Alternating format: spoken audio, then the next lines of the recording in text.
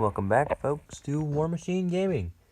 And for those of you who've seen episode 2, you know what's happening already, but I think we're in for a treat in episode 3 here. I'm excited to see what develops between all these factions. Lots of tensions rising. Will they crack? Let's see here in a bit. Okie dokie, folks. Round 7 is almost over. And the battle is over here. The battle of round 7. There's one archer for purple, and there's 2 footmen for purple, and 2 archers for green. So, and then purple actually got some soldiers this round, and thus he has 4 soldiers ready to move into that city if he wins. So, and if he doesn't, he's ready to attack it again, basically. So, anyways, we're gonna get into it. So we're gonna do green's archers gain no hits. Purple archer gets nothing. All right. Now we go with this 6, a 6 and a 2, and 2 for those guys. 5 and a 3. So that's 2. That's 1 hit for each. 1 hit, 1 hit. All right. So now we move on to the archer round again. Purple's archer, nothing. Green's archer. Ooh, he got a hit. Good job. All right. So he takes him out. And now 1-1. Purple gets a 4. Blue gets a 2. Green gets a 2. And he loses in the battle for Novgorod. And he goes back a peg. And he goes up a peg. I believe, right? 1, 2, 3. Oh, wait. I never put purple back a peg for losing that. So he's still at 3. My bad. But yeah, that's good for purple. Wow. Winning that city back. Hopefully he can reinforce it so that he can get plenty of soldiers back into it. But now that round 7 is officially over, I can tell you exactly what happened. So green went into Kiev, and in order to pick up the extra soldiers, there were 3 extra soldiers in Kiev, and so he wanted to pick those guys up in order to move up north before he moved up north, so he stopped by there. So it's going to take him at least one more round, if not 2, to get up into Novgorod, so that gives purple some time to build up defenses. Anyways, over in the orange and blue conflict, blue added he maneuvered 2 archers and a siege unit down and put a cavalry in as well. And orange just kind of sat tight. He got a siege assault and hit one of blue's guys in Lorraine.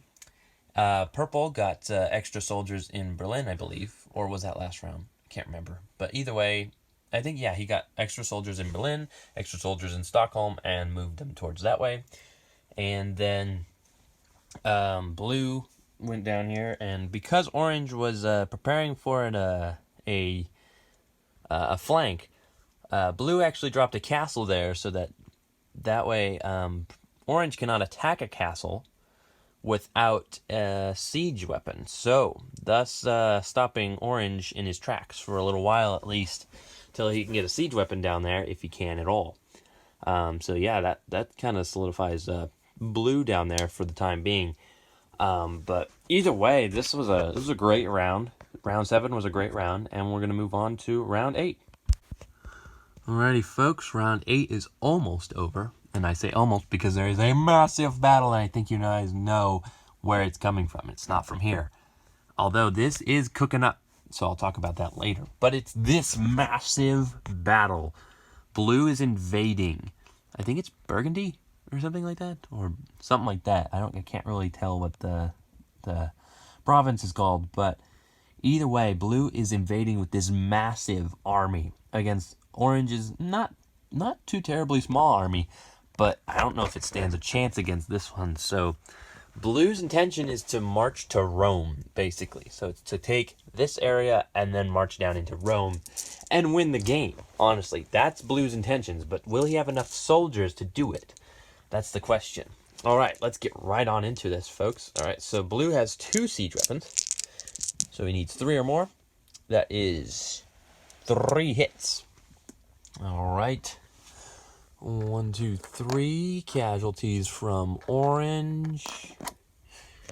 All right, then he has 2 archers, 5 or more, and he gets a hit. He's not doing bad in the first volley. I know blue fans are excited. And then cavalry, which orange does have, but blue has 4 and orange has 3. So blues, 3 or more, he gets 3 hits. Not bad at all. Wow. 3 solid hits, and orange gets 2 hits. All right. First strike from orange, striking back against the mighty blue. All right, and now we go into regular combat. So blues roll a 5 and a 2. Ooh, not that great. Orange's roll a 5 and a 5. Defenders win ties, thus killing 2 of blue's men. All right, continuing with the battle. Will orange be able to withstand the next set of volleys? All right, blues shots, 2 hits. All right, orange is officially out of footmen. All right, and his 2 archers get no hits. All right, he will be able to survive a little bit. And his cavalry gains 4 hits, so that eliminates orange. And orange, does he strike back with 2 hits? All right. And effectively, blue wins that battle. And moves into, yes, Burgundy. There it is. That's what it's called, Burgundy. We can actually see it. So he's going to move his soldiers inward. Let me just move all of them in there. Took some casualties, not huge casualties, but took probably more than he wanted, I would say. His footman, can't get that one up. His footman, pincushion. His footman, shields really, kind of took a hit, honestly. So, in that battle, orange took pretty hefty casualties, and blue took about 6 casualties. So it wasn't a bad day. It was not a great day for orange, but it wasn't like, oh my gosh, he lost, like, he didn't wound blue. That is an army that could potentially be beatable to orange's counterattack soon. So we will see how that goes soon. But anyways, that's the end of round 8. And that was a pretty crazy battle, I'm not going to lie. Those guys stayed. That was the biggest battle we've seen yet. Anyways, things are cooking up over there with green and purple. Green kind of moved his soldiers up. He also expanded a little bit and got some extra tax money, basically, for that. Orange was going to look to attack Athens because of that castle being dropped, but it looks like he'll be moving him into Rome instead because of the fact that blue he just busts through his line. And if the counterattack doesn't withhold, then orange is in trouble. And then blue kind of expanded, got some more provinces to get some more tax money. Purple kind of just really fortified Novgorod, put a siege weapon in there and everything, and an archer. And that's pretty much it. That's pretty much all that happened this round. I mean, the biggest thing was the huge battle that came in. So I think we're going to go through with round 9. This video might be a little longer, but that's okay. We're going to go through with round 9, and I will see you in a bit.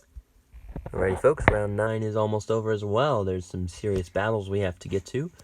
But just wanted to show you a little bit of Rome, how orange kind of fortified it a little bit.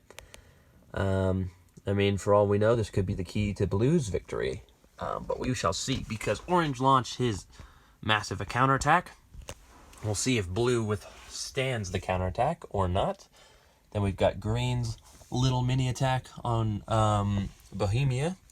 So we'll see how that goes in his march towards Berlin, as well as his assault on Novgorod. So we'll see how all these end up. So first we're going to do this little mini attack. I don't know why I didn't resolve this already, but this first little mini attack, we're going to just do The first, yep, he's dead. All right, cool. So now Bohemia has been taken by the Greens, and the march to Berlin is now a very, very real thing. All right, now we'll go up to Novgorod, and we'll do our battle up here. So first, we're gonna do the siege weapons. So green siege weapon gets 2 hits, and purple siege weapon gets 1. All right. 1 compared to 1, 2. All right, put casualties over here. All right, so now we do purple's archers. He gets a hit. Very good. Very good. Get that guy out of there. All right. Man, it's a big reach over there. It's a big board. Okay, so now we do regular combat. So greens roll 2 6s. Ooh, that's pretty solid. Purple's roll a 5 and a 1. So purple loses 2 troops, and the battle continues. All right, so purple's siege weapon gets 1 hit, and greens gets 1 hit as well. So 1 and 1. All right. Purple's archer gets a hit. All right. He got his hit on there. Sorry, got a little blurry.